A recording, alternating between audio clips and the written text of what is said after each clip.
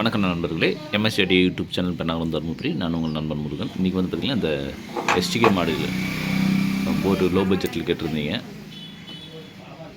Low பட்ஜெட்னா ரொம்ப low பட்ஜெட்லாம் கிடையாது.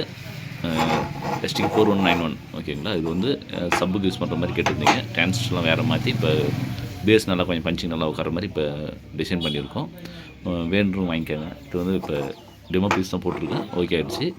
இது ரெடி பண்ணிடுவோம் ஓகேங்களா. இப்போ வந்து பார்த்திங்கன்னா ஒரு மீடியம் பட்ஜெட், லோ பட்ஜெட்னு சொல்லக்கூடாது. லோ பட்ஜெட்னா ரொம்ப லோ பட்ஜெட் ஆயிரும். அப்புறமா குவாலிட்டி நல்லான்ற மாதிரி ஆகி போயிடும்.